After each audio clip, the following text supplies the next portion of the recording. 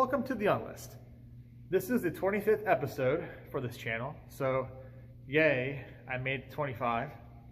I mean, it's not like I have a goal in mind for how many episodes I plan to make for the Unlist. Could go to 50 or 100, then start another series and do something different.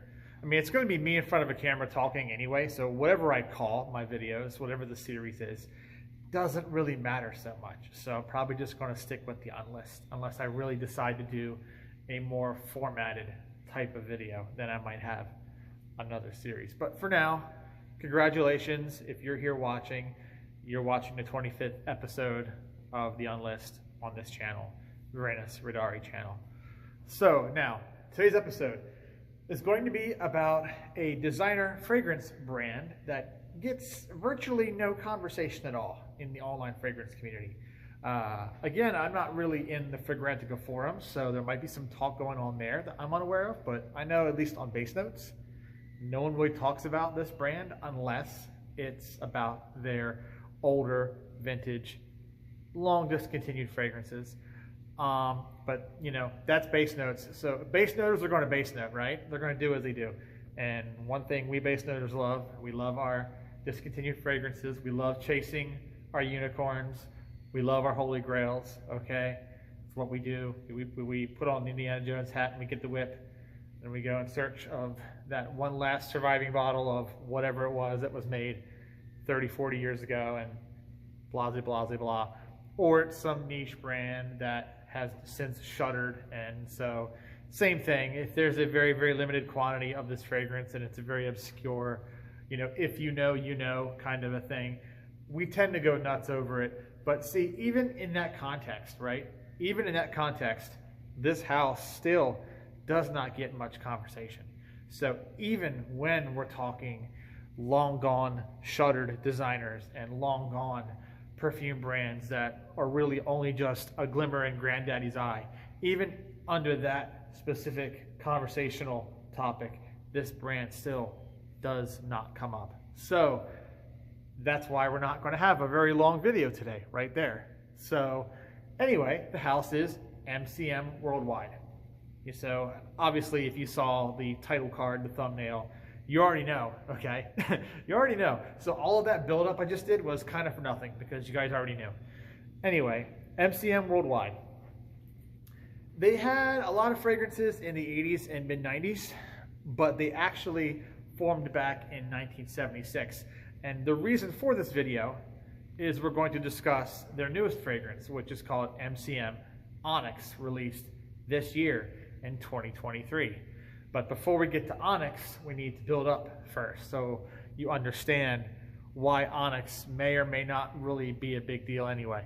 So anyhow, getting back on track, MCM Worldwide launched in 1976, and it was considered part of the golden era of Munich because MCM is a German design house. The name of the house originally stood for Michael Kromer Munich Worldwide, MCM Worldwide. Then as the years went on and the house got a little bit bigger, Michael Kromer Munich got replaced with Modern Creation Munich or Mode Creation München. So it's weird how they keep changing up the acronyms there. You know, so whether it's Michael Kromer Munich or Modern Creation Munich or Mode Creation München, or I've heard some jokes made. People say stuff like Man Crush Monday.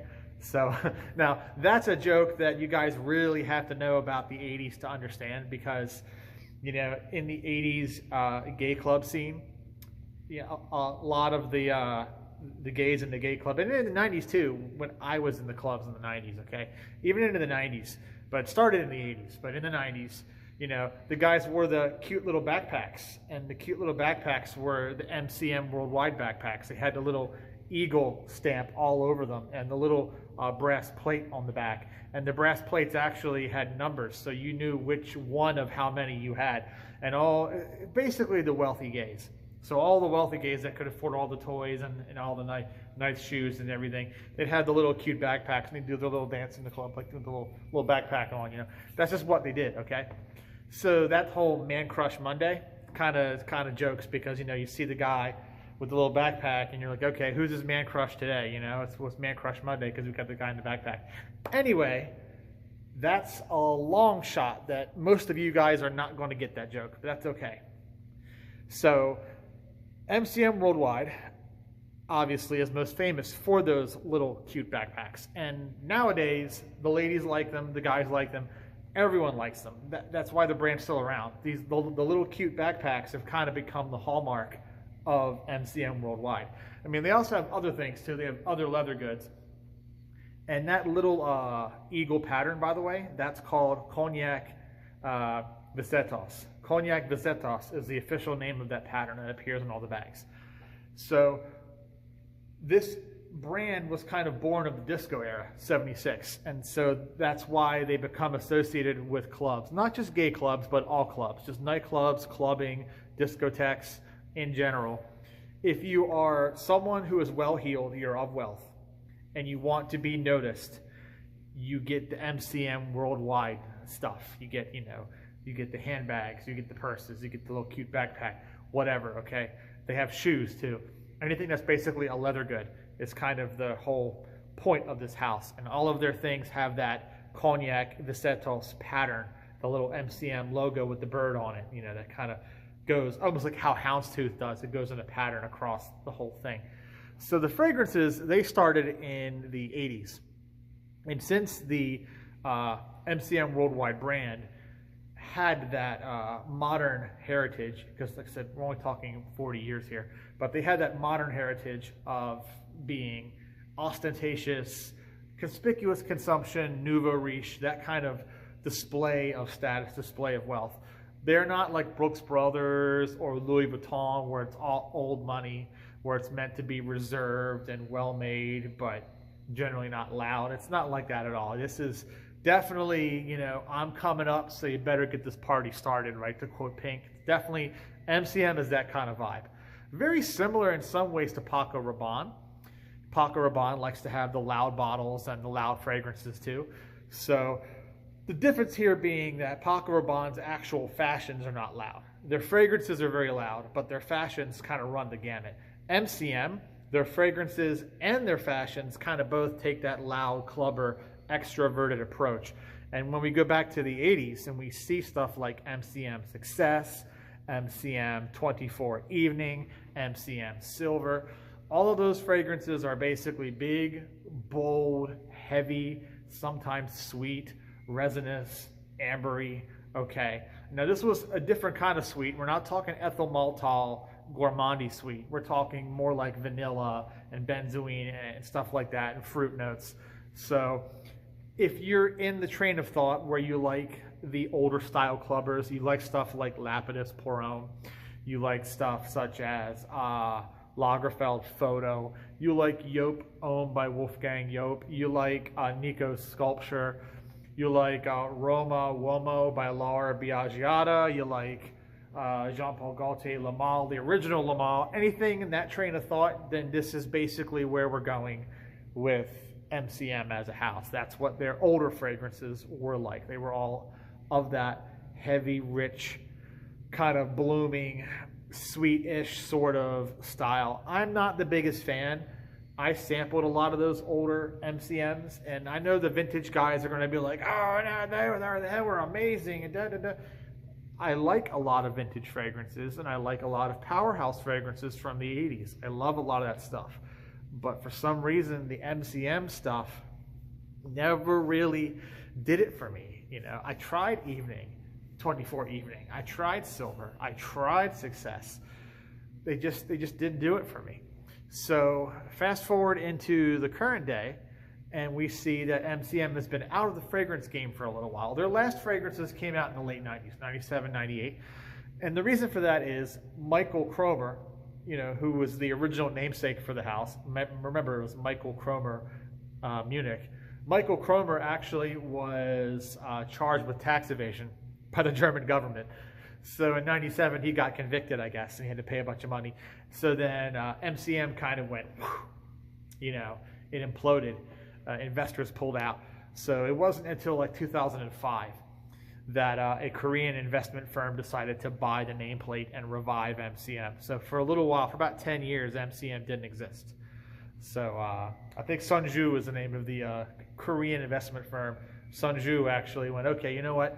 We're going to buy MCM Worldwide and we're going to revive it. So this is relevant because if you are from China, you are from any part of that area in main continental Asia, so China, Korea, Southeast Asia too, but anywhere in and around that sphere, Mongolia, okay, Taiwan, you'll notice MCM products are a much bigger deal there, okay? In fact, 70% of MCM sales are in Asia, so China, Korea, South Korea, Taiwan, you know, Vietnam, places like that, Thailand, Singapore, et cetera, et cetera, et cetera, Indonesia, Malaysia. That's where you're going to find all of the MCM wearers. People with the tiny little cute backpacks. 70% of those guys are going to be Asian guys now. They're not going to be German guys anymore, okay? The Germans had their fun with the little cute backpacks. Now it's time for folks in Asia to enjoy the little cute backpacks. So speaking of those backpacks, the new fragrances come in bottles that look just like those backpacks. So here's me, you know, a guy that came up in the 90s as a teen, going to the gay clubs and remembering the little backpacks back then. Now I see the backpacks are actual fragrance bottles and I just kind of have like PTSD from it. So I'm like, oh my God, what is that? Right? I don't want to go anywhere near it. But against my better judgment, I put my better angels aside and I went and I smelled the man's version. The women's version, I didn't get a chance to try out, but the men's version in a little backpack, it's called MCM Onyx, and it released actually this year in 2023. Unfortunately, if you were a guy who loved the older clubber style of MCM fragrances, I said I wasn't a fan of them, but if you're someone who liked Success and you liked 24 Evening, if you liked Silver, things like that, you're not going to be happy with MCM Onyx because it's basically just another version of Sauvage. There. I know that's a massive reduction. I could go and I could do the note breakdown and I could get really in the weeds on it, guys. I could make this a 25-minute video, but there's no point. There's no point. It's just a Sauvage also ran. It's crazy because 2023 is how many years removed from Sauvage? Well, we're talking 2015. So we're like 8 years after Sauvage. So like you waited a good, long, sweet-ass time to try and dupe Sauvage. I mean, at least Prada had the sense to put Luna Rossa Carbon out in 2017, so only 2 years after. So they were still kind of right in it, right? And I think Luna Rossa Carbon is actually superior to Sauvage anyway. It's more naturalistic, has a better lavender note. It's not as egregiously loud. You can actually wear Carbon to the office, whereas I would not wear Sauvage anywhere around anyone unless I didn't like anybody I was around, you know. I've got a bottle and I do use it, but let me tell you what, I have to like do a half spray of that Sauvage. I have to go like that, little tiny puff, in order to actually tolerate it on me. So believe it or not, Onyx is actually somehow even louder than the original Sauvage is. So you're gonna like think, how is that possible? Like Sauvage Eau de Toilette is like basically a chemical weapon at this point, right? It's basically chem warfare. How can you possibly, well, leave it to those old crafty Germans now owned by the Koreans to come up with something even more egregious than Sauvage. And they've done that with MCM Onyx. It basically takes the big, heavy, round opening of Ralph's Club by Ralph Lauren, which came out a couple years ago. So that sort of semi-fruity opening that a Ralph's Club has, it takes that opening and it goes, and then it goes like that. So the rest of it though, from the neck down, it's Sauvage. From the head up, it's Ralph's Club. From the neck down, it's Sauvage. So we're talking that really powdery, metallic lavender note. We're talking that really sandpapery, harsh, woody amber note that's a combination of things like norlimbinol and ambroxan and a bunch of other stuff. You know, it's got that sort of laundry dryer sheets, but they're on fire kind of smell. You know, that help me get me out of here kind of smell. It's that, but it's somehow even deeper It's almost sort of like the B612 from Nishane. If you smell B612, it's kind of like that level of power, but merged with Sauvage, and then just topped like a cherry on the sundae, topped with the Ralph's Club. So for a lot of you guys, that's like nightmare zone, okay? It's like red flags going up, you know, red alert, armed torpedoes, you know, raise the shields, we're getting attacked by Klingons. And honestly, you're not wrong. That's exactly what it is. And this little black backpack, it's like 110 US dollars for 75 mil of this stuff. And it's eau de parfum. So whereas like Sauvage, eau de parfum is actually sweeter and more mellow. This is basically like an eau de parfum concentration of the eau de toilette that is Sauvage. So you're taking that eau de toilette and you're like cooking it down and removing the alcohol and making it even, like I said, man. So no longer are the dudes who are wearing the Sauvage going to be the loudest guys in the club. Unfortunately, that is now going to be handed over to the MCM Onyx users. So you're going to have the guys, you know, in the club wearing 15 sprays of Sauvage and making everyone choke, right?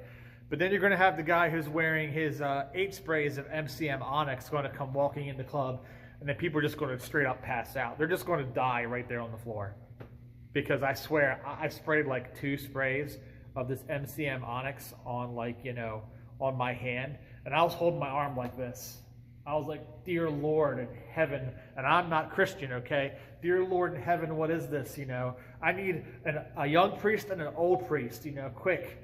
You know, I need to give myself the last rites here, you know, in nomine Patre, et Filii, et Spiritus Sancti, like that. And, you know, the power of Christ compels you, you know, on this freaking spray. Was just so bad. And of course, I went to the bathroom like immediately, the Nordstrom bathroom, and I washed my hands like 50,000 times. I rubbed all the skin off. I had to get a skin graft back on my hand to like, I pretty much just took like, you know, a freaking piece of sandpaper and just scrubbed all of my epidermis off to get this fragrance off me. It's ridiculous. So there you have it, guys. That's MCM Onyx. Yeah, it's sort of the whole clubber vibe of the old fragrances, but just like a club in the 9th circle of hell. You know, like if you die and go to hell and then you decide to make a nightclub down there, then everyone's going to be wearing MCM Onyx for real. So, all right there, that's the house of MCM Worldwide. Older fragrances may be worth looking into if you like vintage clubbers. MCM Onyx, I'm sure some of y'all are going to like it, but like I said, this is the kind of thing you would wear around your enemies, not your friends. And this has been the Unlist, and thank you for me making my 25th video and y'all not hating me. Have a good one.